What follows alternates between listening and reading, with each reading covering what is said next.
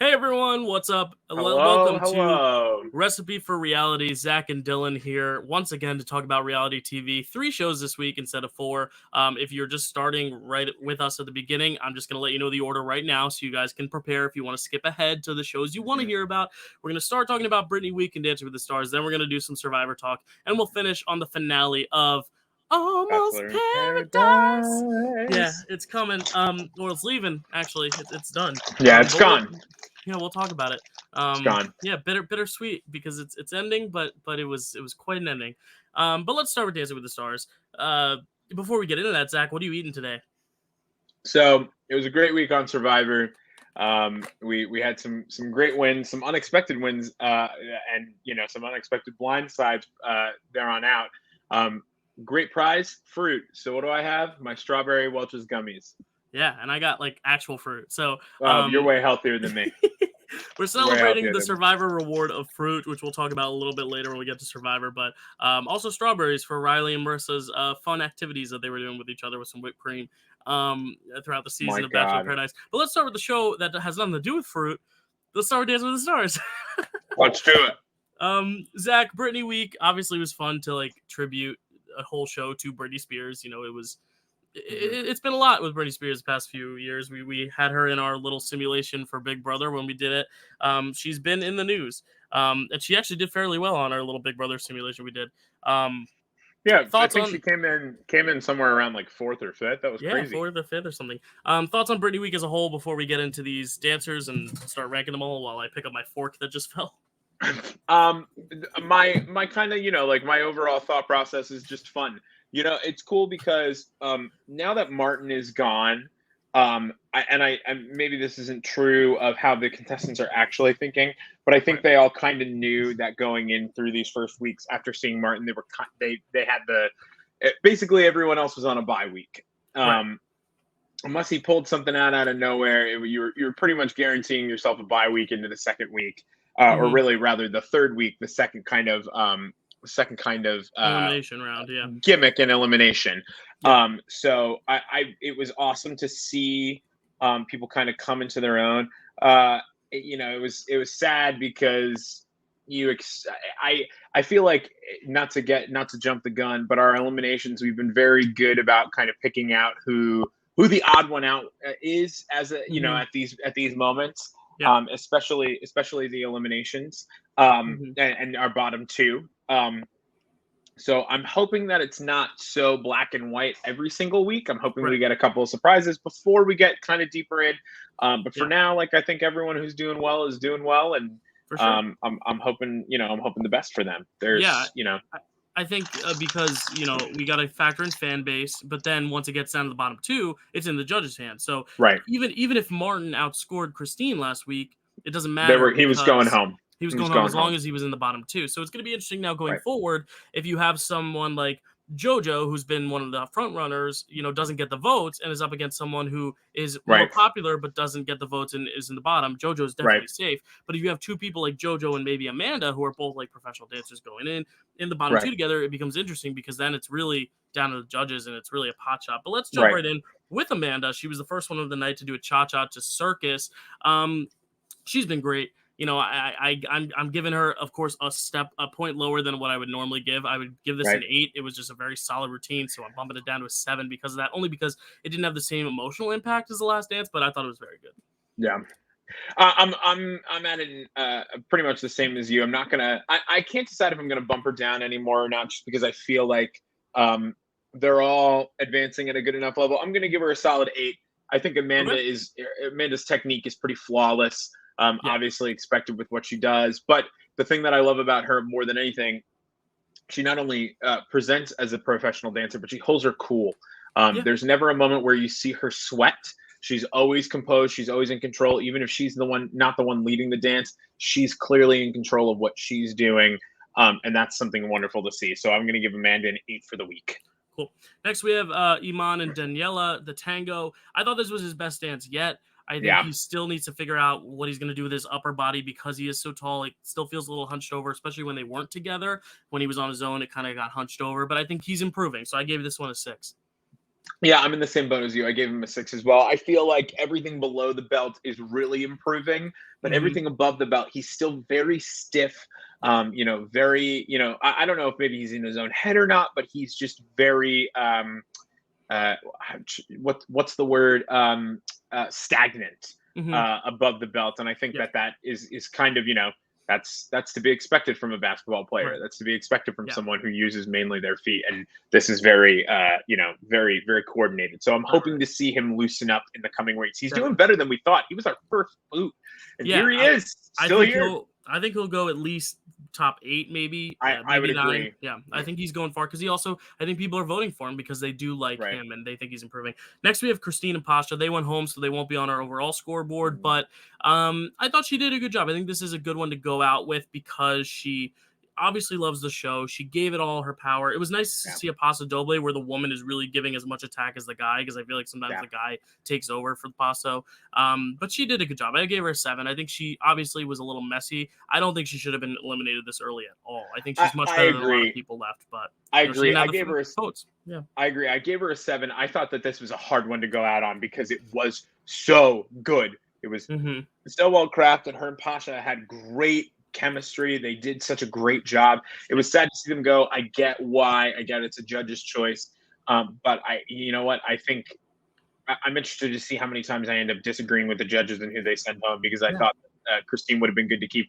Not that Kenya wasn't a good person to keep. And that's a good segue because who our next one is. Yeah, she's next. Kenya and Brandon's Tango. I thought she should have gone home next to Christine because I think the thing with Kenya, she's getting the footwork fine. Her hold is good, but her face is showing still this like concentration about like, oh, what's the next step? And like, oh, am I remembering the steps? Oh, what happens next? And I think when that shows, the first thing you look at is the face. Even if you're a dancer, you look at the face first and then you look at the rest of what's going on, because you want to see them. Like, it's like when they say you look at a person's face, the first thing you notice is their eyes. And I think that's going to be her big difficulty going forward. But I think that's what's holding her back. I gave her a 6 because I think it was still good. But I think she was weaker than Christine. I would have kept Christine over. I'm in agreement with you on that. Again, a 6. And I also, you know what? The only reason I can maybe understand why they sent her home over, or why they sent Christine home over her, is because kind of with Christine, for the last 2 or 3 weeks, she's kind of performed at the same level, both technique and energy wise. Whereas Kenya, her technique has definitely gotten better and her face still tells things. But that might leave some more room for growth and, a good expectation of what's to come, or what's possibly to come. So maybe they just saw, more promise with that. Yeah. I still think it wasn't as strong as Christine. It's sad to see her go, but I think regardless, Christine ends up in the bottom 2 pretty much every week here on out anyway. Right. So they probably kind of were like, it's either we're going to keep saving her every week or she's just going to go home eventually. So let's cut her now. JoJo and Jenna are next. Argentine Tango. This is hard because this is the first time we've really seen them in hold together. And I thought she nailed it. I thought she did a really good job. She did great. I gave her an 8. Yep. I gave her an 8. I thought, her and Amanda, the two of them together, I mean, they've both got the professional dancer background, but Amanda has been showing it the entire time. JoJo's finally starting to show that her training, and I enjoy that. I enjoy seeing her finally, I think she got the first 2 weeks to kind of, sorry, I'm eating a gummy, so I'm keeping it in my mouth. Oh, no, it's fine. No, I was laughing at it because I was just thinking about something. Yeah, it's fine. But I think that the first 2 weeks she kind of went out there and was JoJo, and this week she finally went out there and wasn't just JoJo, but was here I am dancing for myself and the people watching, not just the people watching. I think that's JoJo's downfall. She always performs for the people rather than for herself. This week she performed for herself. Perfect point. Yep. Perfect. Yeah, and I think Jenna gets a huge props because she has to choreograph. She has to choreograph these because the pros choreograph it. So it's like she has to now readjust her whole what she's been doing for years and years and years because it's 2 women. And I think that's just impressive. Yeah. And it's showing more and more. Next, we have Brian and Sharna. This was the first time we didn't see a romantic dance from them. And I think it's where we saw the most flaws from them, honestly. I think this was probably the weakest of the night. I gave it a 5 only because I think when you strip away that emotional connection, the flaws show even more, and I think they definitely did here. I'm gonna go one lower, Dill. I give him a 4. I thought it was bad. Okay. And it's one of those things where you watch everyone else perform. Kai Garner, who I'm sure never will watch this, though, unless I send it to him. But I hope that he does watch it. Always says something when he used to judge a local singing competition around here. When you perform at a high level, you are critiqued at a high level. And I feel like every single other person, every single other couple performed at a high enough level that I could critique them. Brian and Sharna performed at a low level, and it was sad. I mean, these are things that in weeks 1 and 2 you expect to kind of see ironed out.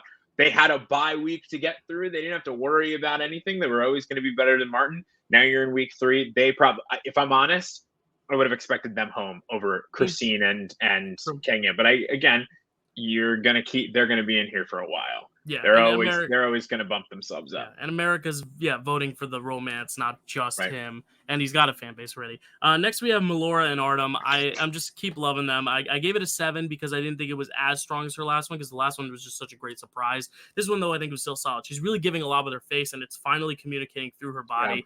I was a big fan of this. I gave it a 7.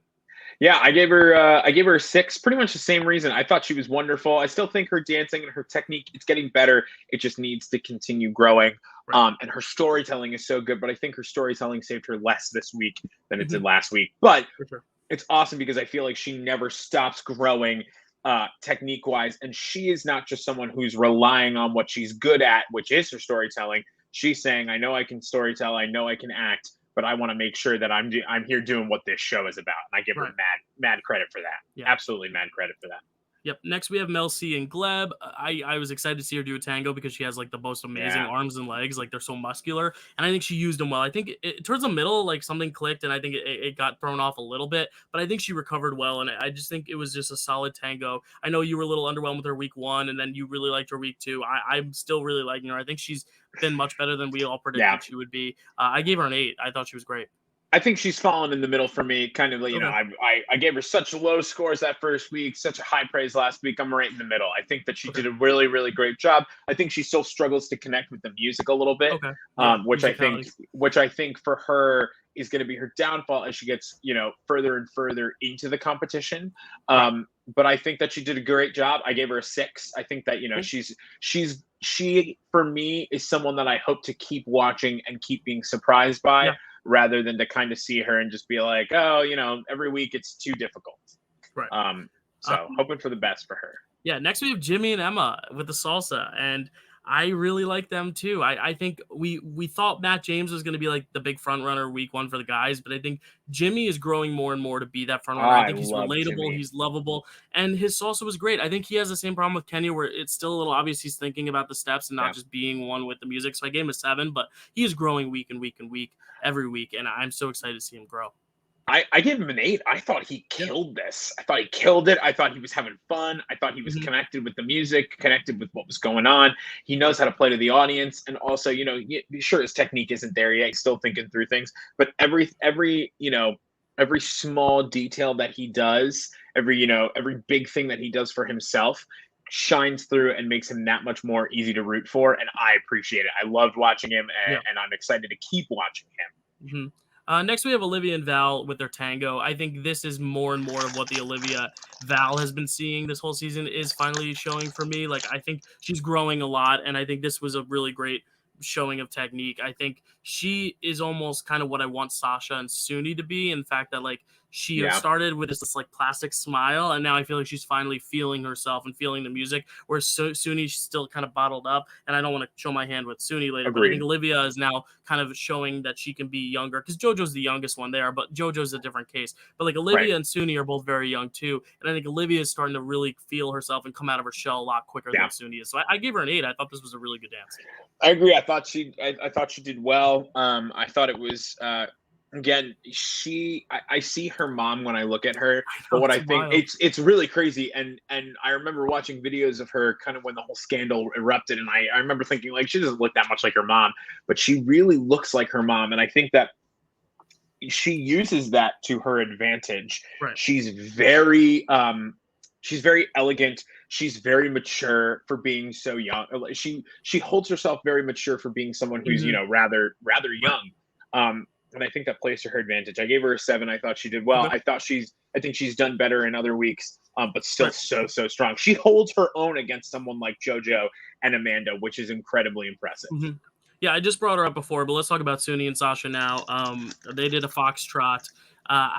Here's the thing with Suni and Sasha. I think they are very, very consistent, but I think some people are growing so rapidly that she's still in that kind of like she's still where she was week one, and I'm just wishing she could just branch out of that because she is so good. But I think the technique is there. She now just needs it all here. And the confidence level. I gave her a 7 because I think she's still at a 7. I'm waiting for her to get to that 8, and I think Disney Week could bring that up about of her next week. But yeah, I gave her a 7. I agree. I think it's exactly what you said, where she hasn't really grown a ton. I thought she definitely felt more free this time.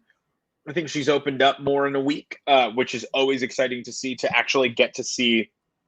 That was their main note for her. It wasn't about technique. It was about her opening up. So technique wise, I definitely don't think she's grown a ton. Emotionally, she seems to have let go and enjoyed a little bit. Now I'm hoping that everything catches up with it, because she had basically a week of not thinking about technique, which could bite her in the ass in the end. I gave her a 7 too. I think that she's great. I'm hoping that she just doesn't fall behind. Yeah. So next we have, this is the weird case, the jazz routine from Cody and Cheryl. And it's hard to judge this because they weren't there. But I think this was an improvement over their little rehearsal, because the rehearsal, it's like you're going to make mistakes, obviously, and you're going to kind of critique yourself mid-dance. And, in rehearsals, you can go, oh, shoot, I messed that up. In the performance, you can. I think here they were still in performance mode, even though they weren't in person. It wasn't completely synced up, but I like what they did with the jazz routine to keep it fresh. I gave it a 6 because I think it was the best that it could have been for that scenario. And I think Cody just really was feeling himself in the music. This was obviously an improvement over week 1. I would give this a 6. Yeah, I gave it a 5. Again, same kind of thing. You know what it felt like, and you'll understand, and some of our listeners, I'm sure, will understand. It almost felt like an audition. And I think that, again, the circumstance is what it is. And first of all, I'm glad to know that they're feeling better. And hoping to see them. We're back for Disney nights. We will watch them at Disney night, which is so good. It's just good to be able to get to see them in person again. And they were dealt a really bad hand for 2 weeks. So for them to finally be able to be back in person will be nice, and it'll be nice to see kind of the growing and how they catch themselves up as well. But I just thought that it was so strange. I think it's so hard. I almost would have rathered, and I know this might be controversial. I almost would have rathered to not have them compete this week and give them an automatic into Disney Week, because I feel like that was what was going to happen anyway, unless they totally bombed this. Cody's a good enough dancer. I think they get sympathy votes either way. Yeah, even if he gets like a 1 or 2. I almost wish that they had kind of grandfathered them in for Disney Week, because this just kind of felt like a waste of time. I'm glad that they did it. I'm glad that, we're holding them to a standard, but at a certain point, that they're moving through, and it's sad. It's honestly more upsetting to see them go up against Christine. And for her to lose, because she should beat them, all things considered. But given the circumstances, again, I thought they did a great job. I'm excited to see them in person again. Yes. And I'm interested to see if they'll vote for him now that they're in person. Like, is the sympathy vote gone? Are they going to vote for him because they're like, oh, you can actually dance, welcome back? Or are they going to say, okay, my sympathy vote's gone, now he goes home? I don't know. And he might be one of my elimination predictions. I think it's either him or Kenya, just because Kenya was already in the bottom 2. I think it's Kenya for me. Or it could be Cody. I'm still kind of in that thought of maybe it will be Cody, just because he hasn't had that same level of growth as some other people. But anyway, let's finish this out with the last 2. Matt and Lindsay's tango. I think this was better than like the last dance, but like I still think he's not at that same level as week 1 for some reason. Like I'm still waiting for him to like be that guy. I think he's got a real smoothness, and the tango is a little bit sharper. I still think it's good. I gave it a 6. I think there's a lot of room to grow still, but I think nothing still is capturing that same magic of week 1. And I think it's just rehearsal time. I think week 1 they had the most time to rehearse, but I give him a 5. I agree with you. I'm really hopeful for Disney Week for him. I think he'll shine in a place where he gets to be a little bit more expressive, a little more, on his own. I've heard of his costume, and that is honestly why I am the most excited, because I think he's really gonna dive into that and enjoy it. And I'm hoping that spells good things for him. But it's true. The week 1 energy just isn't there, and I want it. I'm craving it. Yeah. So we'll see. Yeah. And then we finished the night with The Miz and Whitney, and I gotta say, this was not the best dance of the night, but it was my favorite. Good. I loved it. I gave it an 8. I thought it was so much fun watching him dance. He closed out the night with just a real great. I mean, his hip work was great. He's just bringing a lot of fun to the table, but now I think he's matching the fun with technique. So I gave him an 8. I thought it was great. I thought he was awesome. I thought, he had such a great handle on what he was doing. Whitney is very good at choreographing for them. She knows that he can flip her. She knows he can basically like manhandle her around the dance floor. I don't know why it took me so long to say that. He was manhandle her around and throw her around the dance floor, and she knows that they're going to enjoy that. So she and even the thing is, even if the judges don't enjoy it, America will. Exactly. And that's enough. Yeah. That's enough. And she knows it. So I give her credit. I also gave it an 8. I thought it was stellar. Dancing technique-wise, not on the same level as Amanda and JoJo, but for sure, way more entertaining. Way more entertaining. The entertainment value was great. Cool. I got our scores tallied, so let's do our own leaderboard right now.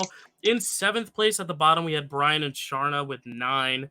In 6th, we had Cody and Cheryl and Matt and Lindsay with 11. In 5th, we had a two-way tie between Iman and Daniela with 12 and Kenya and Brandon with 12. In 4th, we had Melora and Artem with 13. In 3rd, we had a two-way tie between Suni and Sasha with 14 and Mel C and Gleb with 14. In 2nd, we had a 3-way tie with Amanda and Alan, Jimmy and Emma, and Olivia and Val with 15. And at the top, we had a tie for 1st with JoJo and Jenna and The Miz and Whitney with 16. Wow. So those are our front runners now. The Miz gets our number 1 slot for the week. That's a good pick, I think. The Miz and JoJo. I agree. I think they did great. I think they did the best this week. And I will say, I think, kind of along with what you're saying, Kenya's my boot pick. I think she just doesn't bring too much to the table when it comes to the other dancers. So and certainly not a fan base quite like everybody else. So I'm hopeful for her. I would honestly, if I had my way of who I would like to see go home, it's Brian and Sharna. Yeah, I'm over them. I think they proved that they were one-trick ponies this week, and that's frustrating to watch. Here's a question I have. So since it's 2 nights, there's been rumors that it might be a double elimination. Who would you say next to Kenya if there were 2? Because it would be a bottom 3, and then the lowest amount of votes period would go home, and then the other 2 the judges would decide between. So what do you think? Brian and Sharna along with Kenya and who's Kenya's partner? Why can't I remember off the top of my head? Brandon. Yeah, I just don't think they can bring enough. I think it was frustrating. I thought that they were going to go far because of the votes for their relationship, but they just didn't dance well enough tonight. Yeah. They did not dance well enough. Yeah, I'm going to predict Kenya, and then I'll predict Cody as my pick, just because I want to keep it different and see which one of us is right. Agreed. But I think The Miz is the guy to beat now, and all the girls are showing up, Amanda and Olivia, all of them. All right, let's move on to Survivor. Because this was a topic of not controversy, but I was looking online to see different thoughts, and this episode in particular confused a lot of just regular viewers, just because this was like an advantage get-in. It was just so many advantages. So I want to ask you, Zach, what did you think of this episode? We'll talk about Brad, but like, what did you think of this episode and like the amount of advantages and how you thought the episode was edited? Since of course the person that a lot of the advantages are centered around goes home. Right. So my first question for you, Dylan, before I even give my thoughts, is now that Brad is gone, spoiler alert, what happens to his advantages? Do they just kind of get reset into the game? Does he get to give them to someone in like a secret package? No, he's gone. I think the broccoli thing, the idol, the 3-part idol, is that's going to get flushed. I was going to say it'll be rehidden because they need all 3 parts to activate it. So I think that'll happen, which is going to be really weird when someone like Chantel or Ricard or Jeannie or JD has to say the broccoli thing now at the challenge. And the blue team still hasn't found theirs. I think the other advantage, which was the steal a vote, I believe, because Brad was the only one who got it because Tiffany and Sydney both picked the tarp. I think got to be flushed. Void. Yeah, I think it's void. And then that also is why some people are annoyed, because it was like 25 whole minutes were devoted to that moment for what? And that's what sometimes you have to look at the edit and you got to be like, there's a purpose for why we Right. spent so much time with it. Right. Is it maybe because Sydney and Tiffany are going to have a story later on? Is it because they just want us to see that Tiffany's still a chaotic player even on that island? That Sydney is a bit of a, gives a bit of a bad impression to first people who meet her? Right. Is it to just to make you think Brad is safe, so when he does go home, he goes home? Right. It's definitely interesting, but here's where the advantages are now before we dive into it. So Deshaun from last week with Evie has that extra vote. From week 1, JD has that extra vote, but it is in Chantel's purse. She's holding on to it.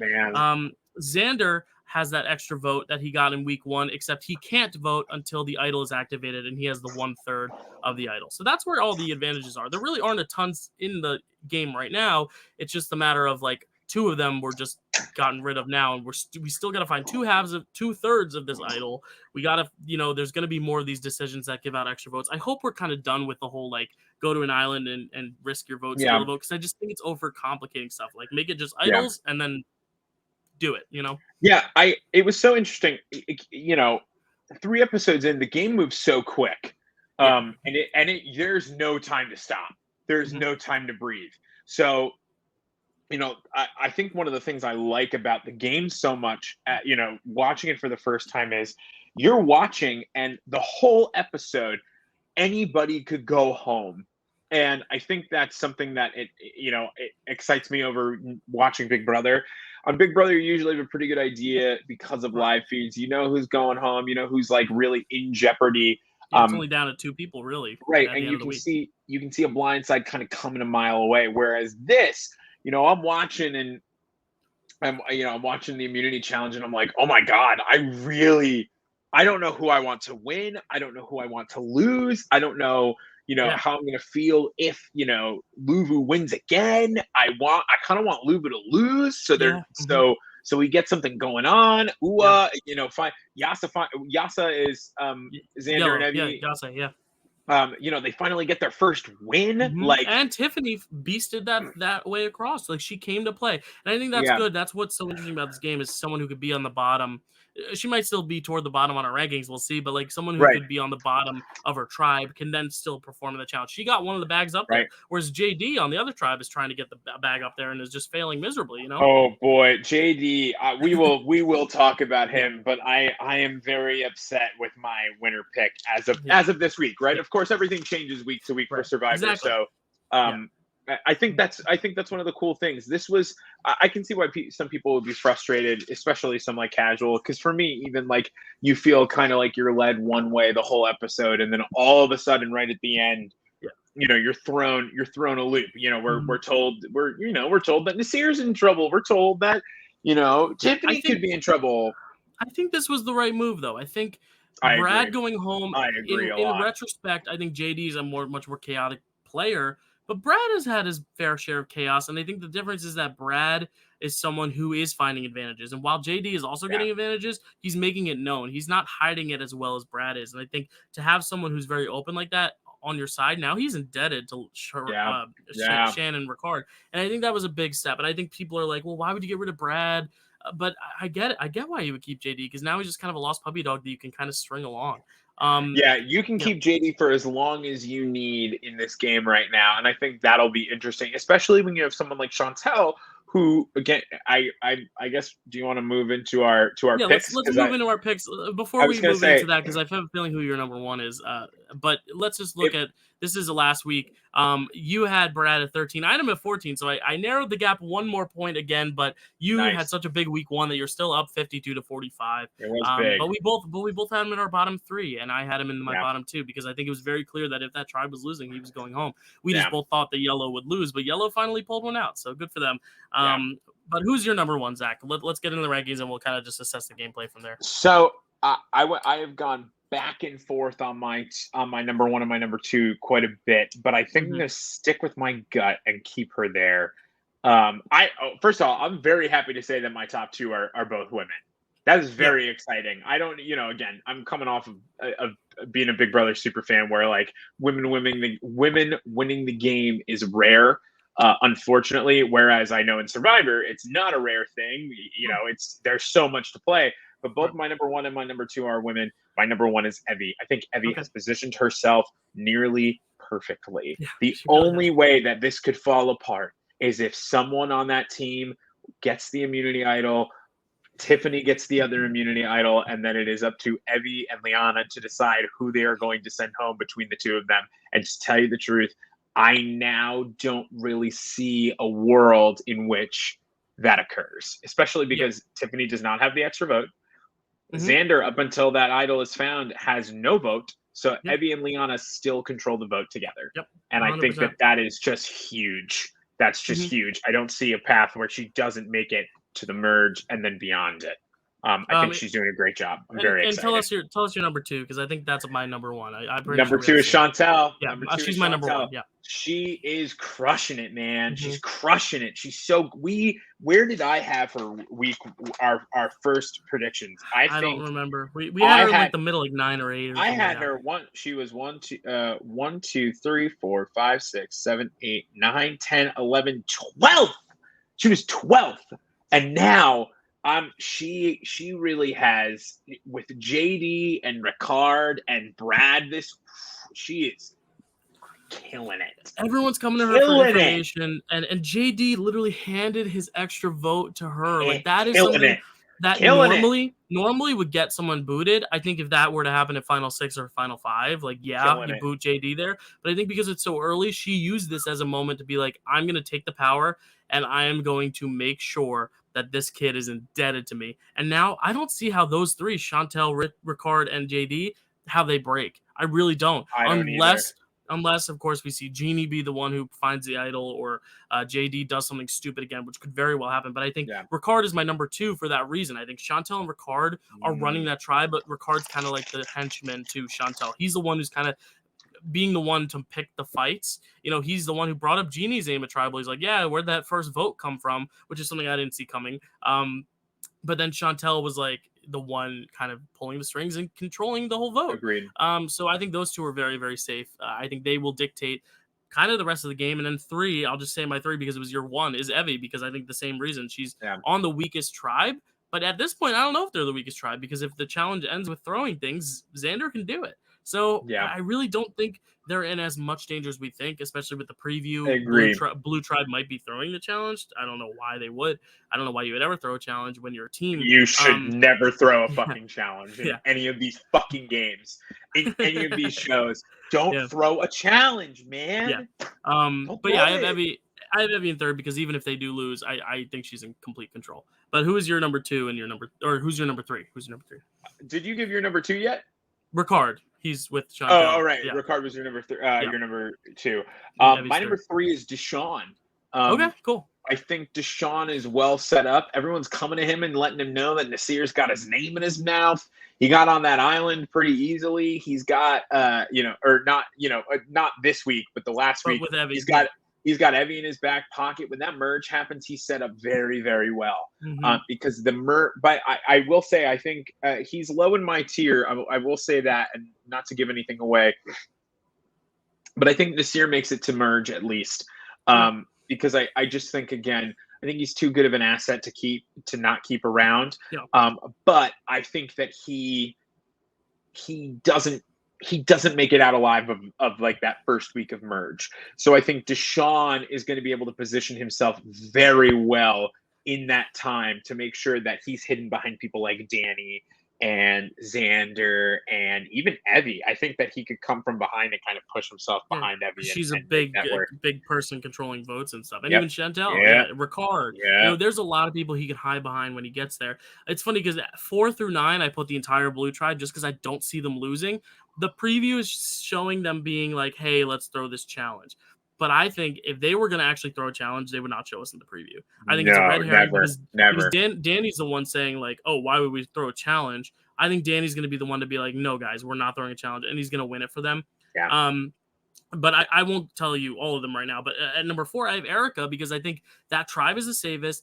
And she is on no one's radar. She is just sliding by. I know nothing about her, and I think that's good for her right now. I don't think it's good for her long term because if she's going to win this season, and I have no idea who she is by episode 3, I think that's a bad sign. But right now, why would you get rid of Erica? You know, like she is the safest person on the safest tribe. So I put her at number 4 only because she's not controlling the votes. But again, I don't see how she goes home, especially with the drama between Sydney and Deshaun and Nasir and even Heather being someone that was just brought up as a potential target. Like, I don't see how Erica's the one who goes. Right. At number 4, I have Liana. I think Liana, I'm kind of bookending my top 4 with Evie and Liana, mainly, again, because they control the vote. In the worst case scenario, even if Tiffany has the idol, they get out Xander. And it's an easy, you know, they don't, unless something really insane happens, they bookend the vote and they control it no matter what. Yeah. And that's really powerful. And yeah, I mean, she crushed that challenge. She crushed it. Mm-hmm. She is by far, I think, you know, maybe tied with Xander, but she's right there with him as the most athletic, which leads me into pick 5, which is Xander. Interesting. Okay. I think Xander, who was low for me a couple, you know, last week. He was. Let me pull it up. He was number 14. Right 14. And you know what? The reason why I'm keeping him back up there is because I think they know if they don't want to lose again, they got to keep him. I think as much as Liana and Evie want to work with Tiffany, they know if push comes to shove, the person who helps them to win for the next 2 weeks. Because here's the thing, if they don't keep Xander and they end up with Tiffany and she wins an idol for whatever, and they know that she will, you know, I think that they just know that they're kind of screwed. So Xander, I think, kind of makes it in for the next week. Probably makes it to the merge because they need him there, and then they cut him there, which is fine, and that'll be fine. But I put him at 5th just because I think, which is crazy, they were all very low for me last week, and this week, I was just because they can win now. They've shown they can win, and that's big. Yeah. At number 5, I have Danny. Like I said, I'm doing the blue tribe all in the middle because I don't think they'll lose, and I think if they do lose, Danny's not going to be the one they go for. They can't, because they can't keep losing it once they do lose. Right. If they're throwing a challenge, it'll be because they have a specific target in mind. Right. And it's not going to be Danny, because Danny seems to be in the majority. When Nasir threw out his name, because Nasir threw out his name also in the middle of the night to Sydney, right away, Sydney told Danny. I think Danny has people coming to him to tell him information. The only thing I could see Danny getting in trouble with is, like, if the tribe wants to throw it and he doesn't, he speaks out against it. But even then, I think they'll understand where he's come from. I don't think he'll be a target because of it. Yeah. Over in 6, I have Ricard. And I will say, I've got here are my 6 and 7 right after another. Ricard and JD. Okay. Yep. And they're so low right there for the moment. But if you'll notice, my green team is like kind of spaced out with Chantel kind of right on top, Ricard and JD coming in clutch. I just think that in the event of one other person getting an idol, getting safety, they're on the chopping block for Chantel, because they're not going to get rid of Chantel. I think that's the cool thing about Chantel is that she is positioned so well with the two of them, where in reality they could come together and get rid of her. They're not going to do that. They're going to take her over the other person. Yeah. So Ricard I have because I just think he's a little bit more useful to Chantel than JD is. And JD right behind. I think I don't think either of them is truly in any danger of going home this week. You know, if they win, and even if they don't, I think there's one more odd person out that's way at the bottom, and she'll come up soon.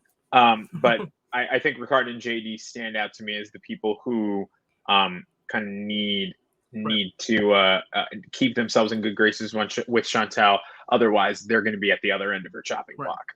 I'll do my number 6 and 7. At 6, I have Heather because, again, I think like Erica, who's looking at Heather as a threat.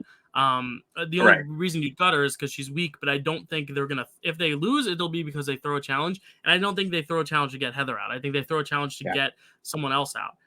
And then my 7 is Sydney, because I think that the preview is leading me to believe that she might be in more danger than my ranking has. But I think because she is the one person who's really narrating what's going on the blue side, and because she's the one giving Deshaun and Danny the information about Nasir, I don't see her going home because of it. I think Nasir will have a sight set so hard on Deshaun and Danny because of that first week with them looking for idols. Agreed. I think Deshaun and Danny will be so set on Nasir. I don't think Sydney gets the boot unless Heather and Eric are the ones to be like, yo, Sydney is throwing information all over the place. Yeah. Because we saw Sydney didn't make a good first impression with Tiffany. But again, that's only going to have to play something in the merge. And I think because we saw that, I think Sydney's going to make the merge because there's more to tell with her story. and we're just getting a lot of her now. I don't think she goes home, but she's like in the middle of this blue tribe only because, you know, she could get the extra vote if like or the stray bullet vote if Nasir like plays an idol, and then Nasir's like, you're the one who's been telling everyone that I'm targeting them,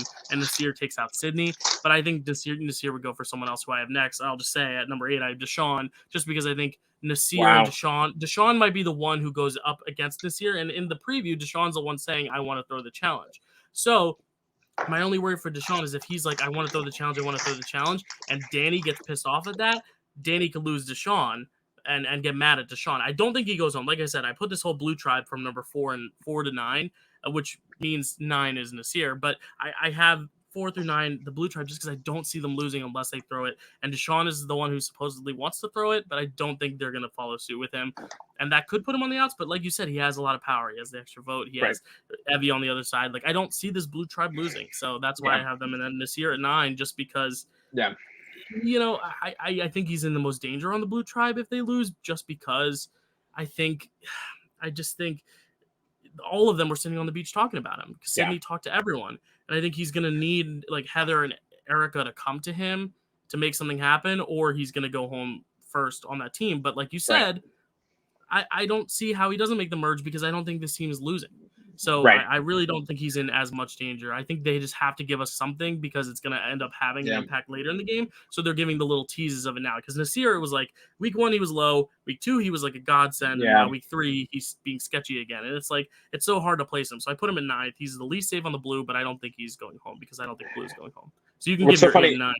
Well, I'm gonna tell you right now, just to make our lives easier, and then I'll let you go. I'm gonna give you my 8, 9, 10, 11, 12, because it's literally exactly what you just did. Not in the same order, but essentially from 8 to 12, I have the blue team, because again, do I see them losing? No. Does the preview kind of give me a little bit of the heebie-jeebies about them going? Yeah, kinda. And truthfully, this is for 1 to shake things up for our ranking. But 2, also, I just feel like we're at a certain point in the game where, as the merge is approaching, you see that the blue team knows, you know, the unfortunate thing about what they've got going on is they know that if someone like Nasir makes the merge, or if someone like Nasir ends up going far in the merge, he probably wins. And I think that they'll ever actually throw the challenge? Probably not. But I think the talk in throwing the challenge is the understanding of like, hey, we have a lot of people on our team, but that doesn't mean that we're going to be set when we walk in. In fact, that's going to put more of a target on our back. Nasir could go work with like the green guys. Like he can go work with JD or Chantel. Yeah. So I have my 8 is Danny, my 9 is Sydney, my 10th is Erica, 11th Heather, and 12th is Nasir. And I'm not even going to spend enough time talking about it. The only reason that I have Erica and Heather lower than probably where you have them is because, I mean, Heather is lowest above Nasir, because she has sat out of both challenges that they have won. And at some point, you got to realize that that's probably a common factor. So you get rid of Heather to get rid of the dead weight. Whatever. And it's interesting, because I did say that you're not allowed to sit out back to back. It used to be a rule you weren't allowed to sit out back to back. But I think because the game's going faster, I think they are able to sit Heather back to back. And Erica's right above her for that same reason. Again, you've won a challenge. I think that's the hard thing about these challenges. And I always wonder, you know, it's kind of, again, you know me, big brother. When you showcase that you are a replaceable part of your team can always get rid of you first. And I think that's the thing that Erica and Heather need to be careful of. Do they want to get rid of Nasir? Sure. But if Nasir finds an idol, I mean, the easy boot is Heather. And then again, same thing. Erica's the easy boot. I think Sydney's right in that smack dab sweet spot, because I think she has, you know, a lot of drama surrounding her. But I think she'll be fine. And Danny's on no one's radar except Nasir, and they all don't like him. So I also I thought of something while you were saying that about Heather being. I think right now, if they were to lose, that's dangerous, because Heather and Eric are the weakest. But I think once you get to the merge, that's a good thing, because now you're no threat to get out. They could cruise. Like Heather and Erica could very well be your second and third place if like someone like Chantel or Ricard is like, all right, I'm gonna go with those two. Right. That's when it's okay to be weaker because you want to be dragged to the end. But yeah, if they can survive the tribe phase and make it to the merge, I think they're really, really set. But you're right, they could just boot them because they're weak. Yeah. I'll do my 10, 11, and 12 now since we have the same 13 and 14. My 10 is JD because of what you said. Like, I think he's now indebted to Ricard and Chantel, so he's still safe. But my only worry is that you never know what he's going to do. He could do something stupid again. Yeah. He was walking around with a paper sticking out of his pocket. I still don't trust him enough to put him all the way up higher, but he's still the third safest on that tribe. And then 11 is Liana, only because I think she's in a great position, but because they kept focusing on the fact that she was, like, missing things this episode. She was like, oh, it was right in front of me in the fire, and I missed it. And, like, she said, this could be $1 million mistake. And that just has me worried that maybe some karma is going to come back for her. But I don't think it'll be now. I think that might be like her storyline for the whole season is that she keeps missing opportunities. And then like maybe it's her and Evie in the final 2 of the season. And Evie beats her because Liana didn't take those big risks. And that's her story. I think it's very much kind of like a bridesmaid, never the bride story. Yeah. And I didn't get to watch live. So I watched on Paramount Plus. Do you know what the title of the episode is? Yeah, it's $1 million mistake. $1 million mistake. And I until you just said that, I was like, oh, I think she's sticking around through the merge. I think that that idol is going to be what comes back to bite her. Yeah, and the reason I have her low is only because I have that whole blue tribe above them all. And then above the blue, I only have Chantel, Ricard, and Evie. But yeah, 10 is JD, 11 is Liana, and 12 I do have Xander just because he doesn't have a vote. So if they're not able to piece together this idol yet, if they lose, the 3 girls could just take him out very easily. It's just going to be a question of, do they trust that a merge is coming quick, that they can risk it? Or do they say, I don't want to risk it. I want to keep him around for strength. That's going to be the big question. Because if Evie thinks, oh, we're going to swap or we're going to merge soon, then like Xander doesn't matter. You can get rid of him. But until then, it's tricky because, you know, he really is the reason why they won that challenge with the throwing of the balls. Liana was the best one going across, but he was the one getting all the balls up there. Tiffany got one, but I think that's going to be tough. It's going to be a tough case to not send him home, but because he has nothing, we saw what happened with Brad. He had no vote and he wasn't able to do anything, and he went home. So that's my only worry, and especially because he's going to have to say the butterfly thing again the third week. I don't know. But who's your? We're now down to our 13 and 14. 14. Yeah, here we are at the end. What do you have at 13? So 13 for me is Tiffany. Me too. Then let's just back to back them. Yeah, we have 13 at 14. 13 is Tiffany and 14 is Jeannie. Jeannie's a fall from grace. They're both actually really falls from grace. I think that Tiffany is just too erratic, man. You know, she could recover from this, and that's why she's not last for me. She could recover really, really well. You know, especially if there's a merge, especially if there, or not a merge, a tribe swap.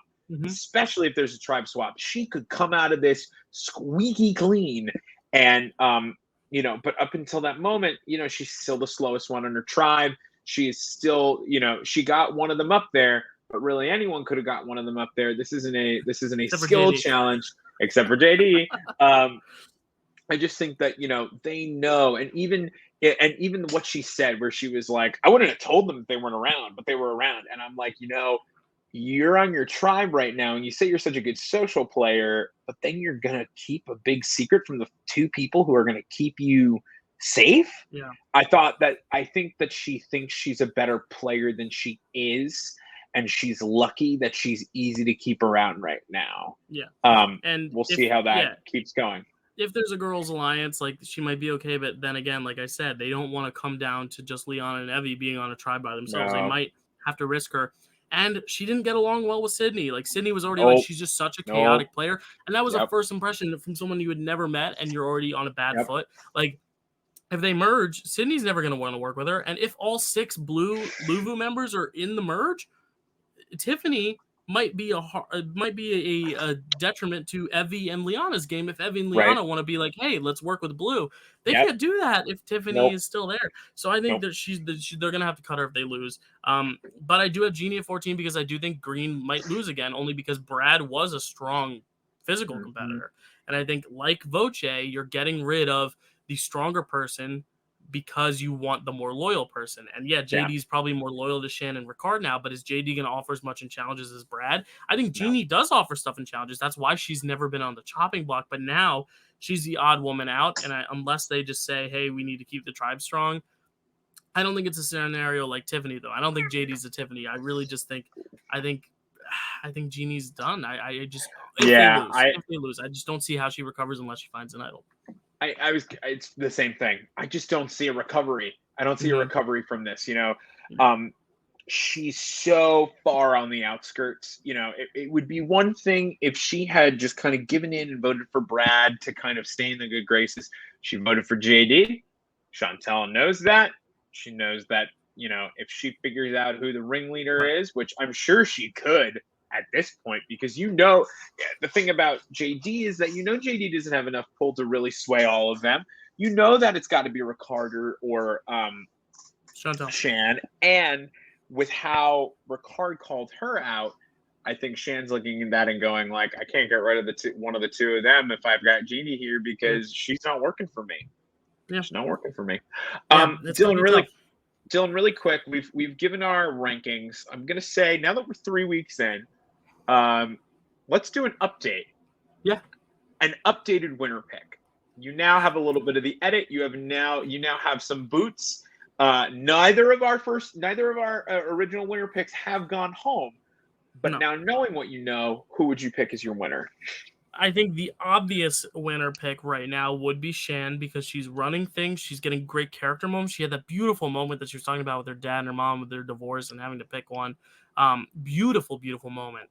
The only worry is that because she's getting so much right now, does this mean every winner has something early on? So, I don't think Heather's going to win. I don't think Erica's going to win. But I'm thinking of someone who might have, a little bit of content but might not be the main character in a lot of episodes. And honestly, the person I'm thinking of is Deshaun, because I think he's kind of got the winner.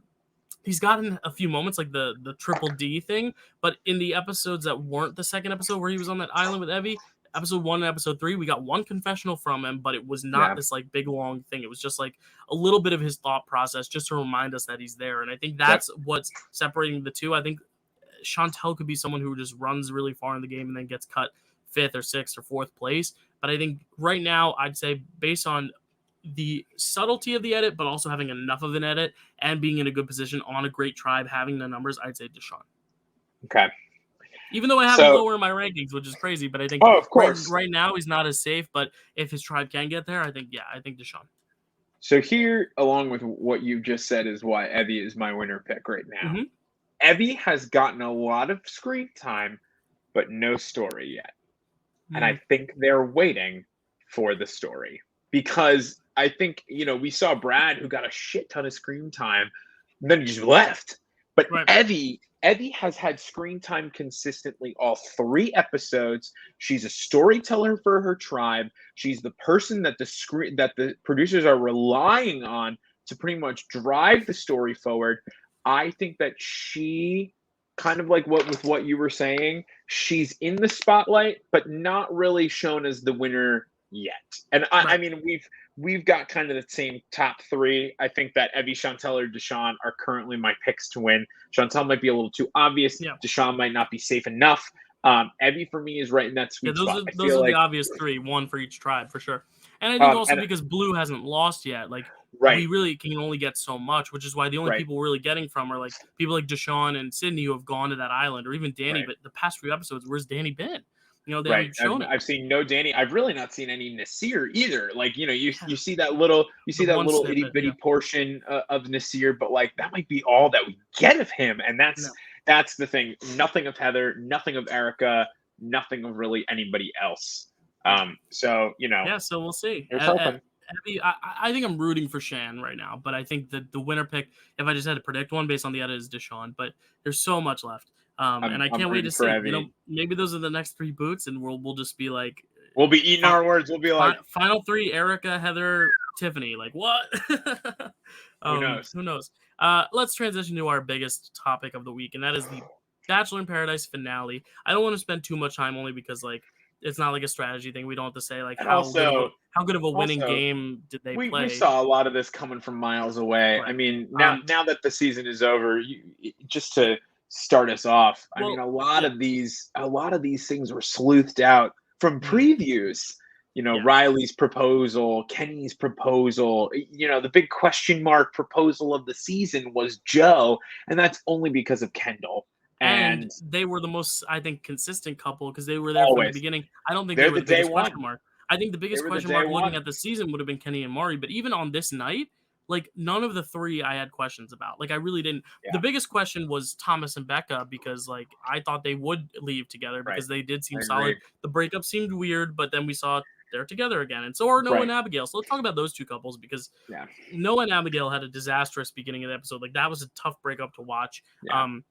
And then Noah just hopping in the car and not saying goodbye. I know you were pro Noah last week, but I think the difference is like I think Abigail is someone that is not always comfortable opening up first and needs time to open up.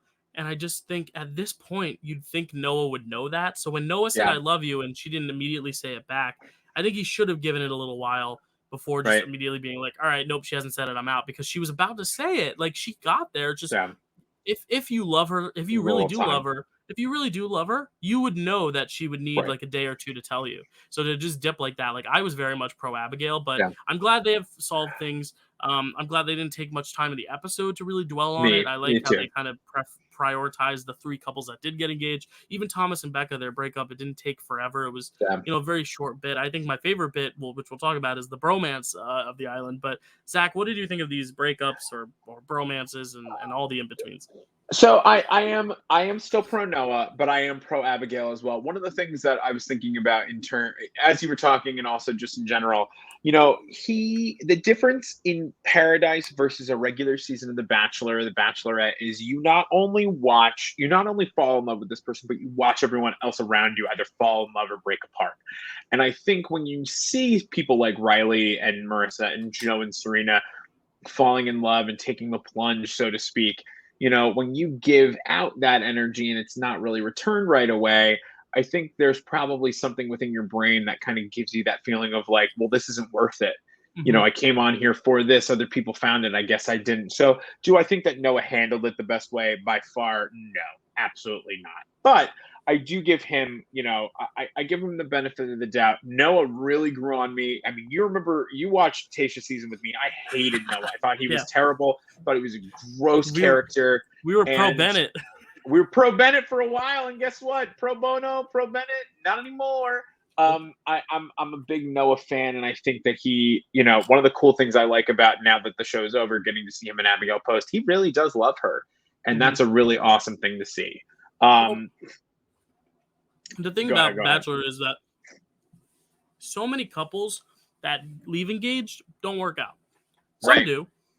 The ones that leave dating, I know Joe and Kendall didn't last, but they were together for 2 years. They lasted a while. I mean, look at Matt and Rachel now. Like the couples that don't commit to the finality of it, they sometimes have more success. Like I think Thomas and Becca and Noah and Abigail might be even better because they don't have to worry about the commitment. Honestly, they can just kind of take things at their own pace. And I think these couples are very strong. I think they'll all stay together because Kenny is so old. Like he's not going to just like waste this last year.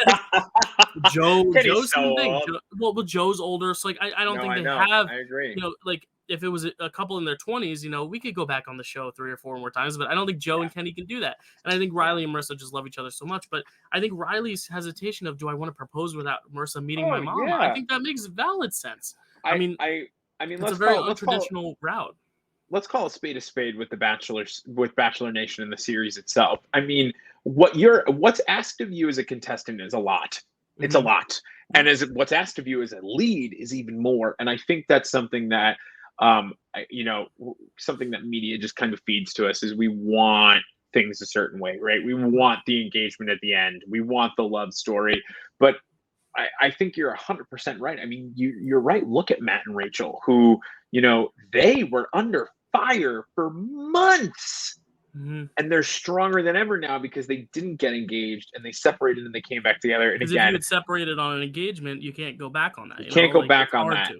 And again, not to support anything that Rachel did, not to support anything that happened during that season, but like what I give them credit is that not only are they working together, they're happy. And I think that's the big thing that Bachelor's franchise fails at a lot of the time. A lot of those couples and a lot of those contestants end up unhappy. You know, you don't end up with Tayshia and Zach every single time. You don't end up with Katie and Blake. You don't end up with hold on, it's coming. You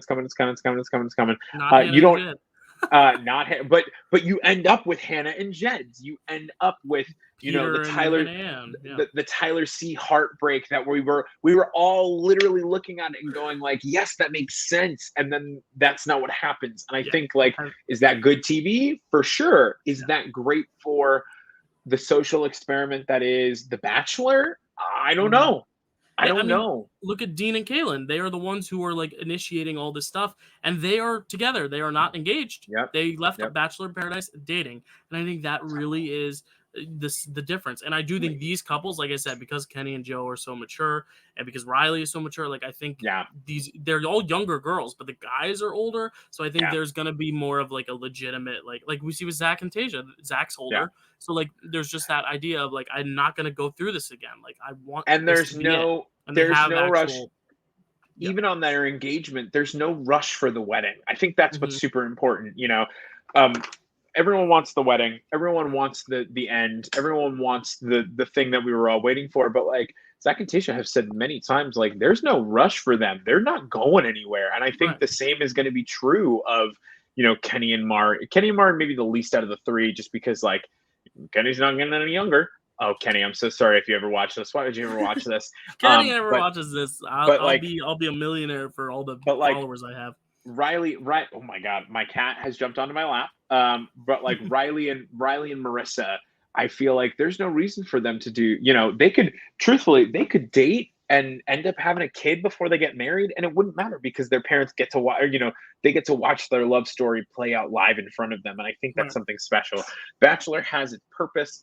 And, we got to see that. We got to see a bromance form, which was awesome. I think James and Aaron is the best thing to come out of the season, if I'm honest, because I can't stand Aaron. But boy, oh boy, that was interesting and satisfying to watch. My whole thing, I mean, Tia took it like a champ, but like to cause all that drama with Chelsea and Ivan, to then cause all the drama with Chelsea and Tia, only to just leave like that.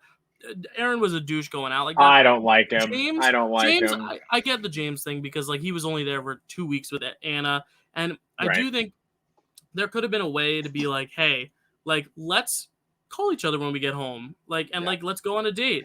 But like right now, I'm gonna leave with my bro. But instead, it was an actual breakup, and then let me leave my bro because I think Anna actually liked him. I think what I've always said is so beautiful about Bachelor in Paradise is that you can take villains from other seasons and make them not heroes, but make them likable. And I think Anna was likable this season. I think Thomas was likable. Like you saw people who were villainous, like really rise to the occasion. Even Kenny, who was not anything before, like was really nice. Who was nothing this time around.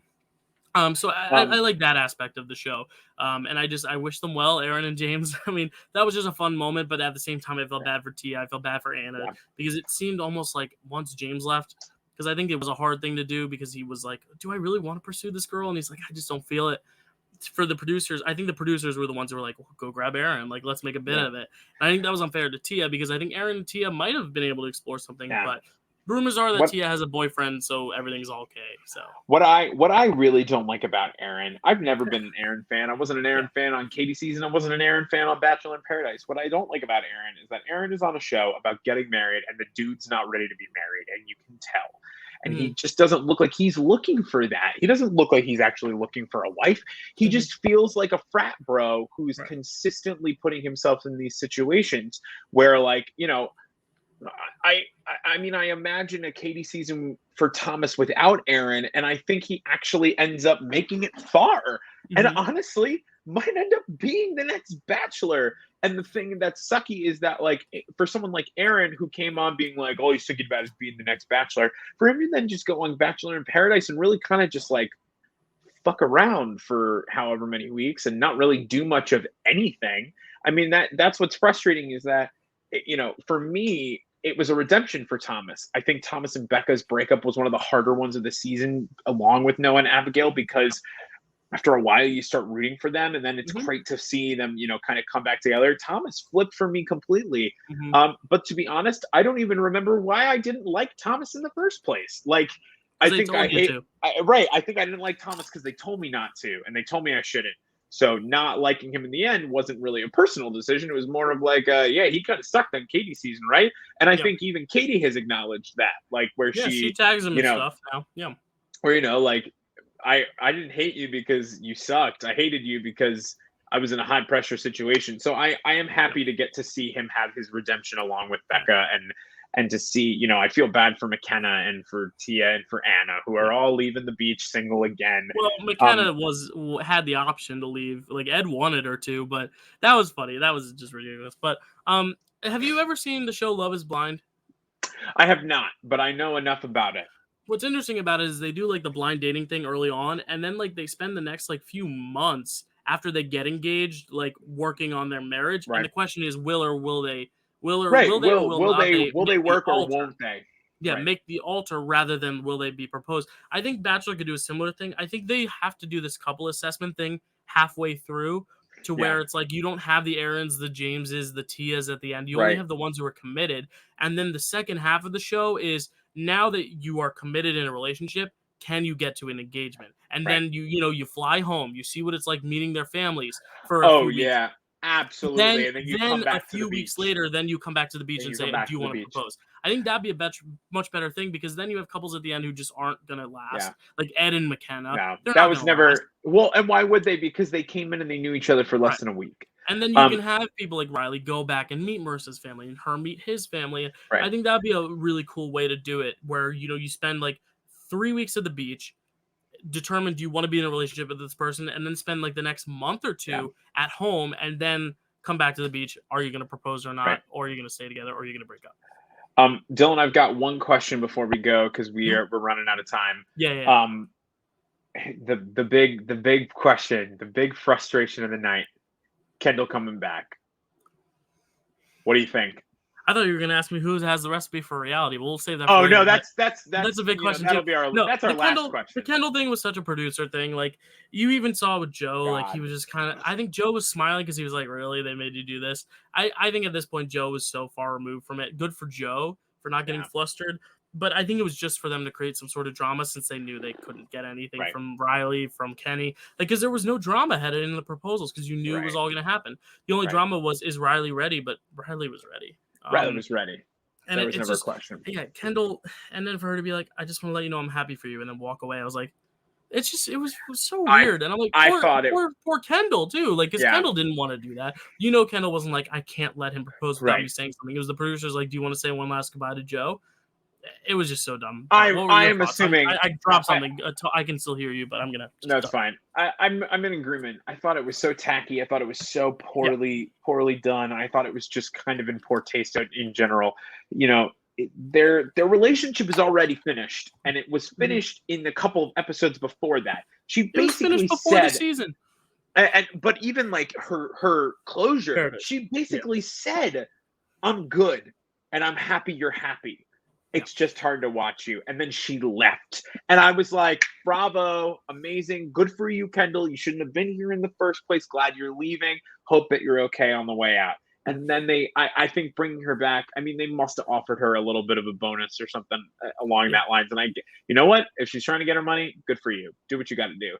I think in producer world, it's poor taste. It's yeah. poor taste. It leaves a sour taste in my mouth as a person watching the show. Am I going to watch your next season? Of course, I'm going to watch your next season. But it definitely doesn't make me feel like I think one of the things that we're realizing about The Bachelor more and more and more as we continue to watch through different seasons, different parts of the franchise, is the mental health aspect of this is so not Yeah. considered, and especially in a World Mental Health Awareness Month, or where we have kind of Mental Health Awareness Day in October.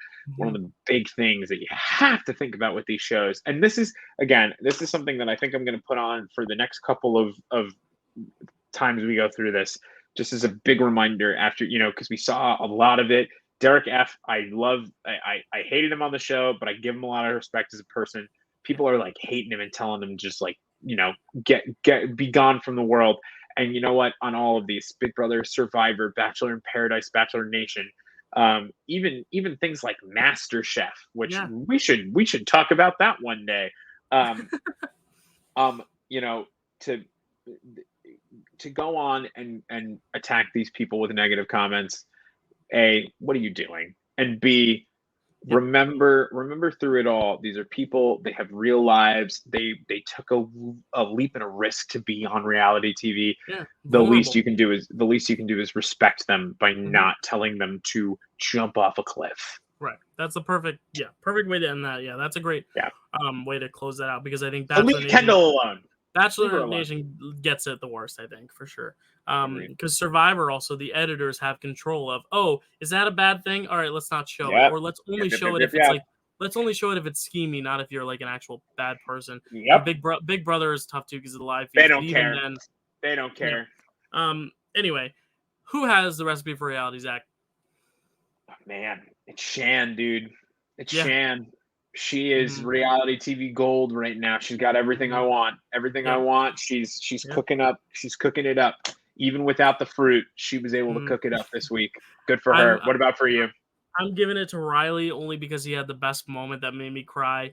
Riley from Bachelor in Paradise. When I see you, I see Sunday morning. Like that is such a beautiful. I want to put it in my monologue book for auditions. Like the whole I picture waking up with the kids and sneaking downstairs and giving them cookies that they're not allowed to have before mom wakes up, and then I picture you coming downstairs and me making you a cup of coffee like Sunday morning. I'm like, I thought it was beautiful. Thought it was beautiful. We loved him on Tasia's season. We love him now. Riley, you get the recipe for reality. So next week, we will talk about dancing Disney night, because we are getting heroes and villains night. So we'll have 2 full rounds. We'll be able to add 2 scores each to create our leaderboard. And then we'll talk about Survivor as we head closer and closer to the merge. I think it's happening soon. And then we mentioned we might do a live show sometime soon, but I think because Zach and I's schedules are so busy, it might be hard to find one that's like at a We'll get there eventually. We'll get there eventually. I know we said we'd commit to it, but I think we should wait a little while until we can actually figure it out. Also because I don't have all the time in the world right now to watch The Circle like I said I would, but we will find a time later on. Once Bachelorette is kind of going and maybe Survivor winds down, or Survivor gets to a smaller amount of players and we can talk about more things. We'll find time for The Circle. We'll find time for a live show. But right now, we'll just keep doing what we're doing. But thank you for watching, guys. Like, thank you for thanks for watching, everybody, and keeping these views up. Zach, where can they find you?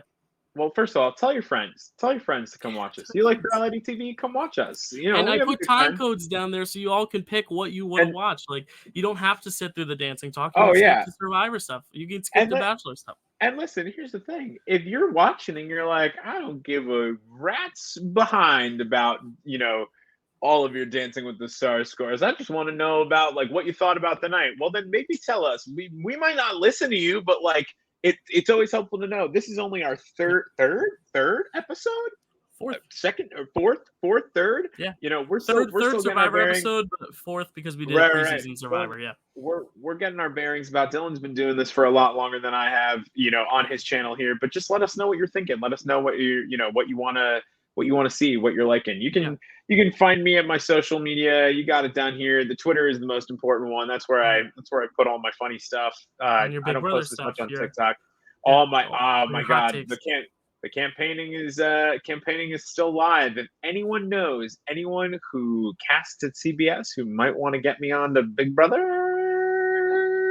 or Survivor for Dylan, that'd be great. Or put us both on Amazing Race. Maybe we'll talk about that because that's coming back. I think we should talk about Amazing Race. Yeah, maybe we'll have some guests on to talk about it. Future partners that we might bring on the Amazing Race. Maybe, I don't know. We can also bring guests in whenever. If you know us and you want to talk about reality TV with us, let us know. We'll have guests on. Yes. Like we will come talk with you. Mark it down here. We should do a night where we pick all of these shows that we talk about, and we should talk about our strategies were we ever on them. Or a potential strategy, right? You don't want to give too much away in case you're on there. Or like do a mock season or something. Like, yes. Because I think Brant Steele does like those simulations where you can like play along. I don't know. We'll figure it out. But we're gonna keep growing this show and we'll bring you all reality talk as long as there is stuff to talk about.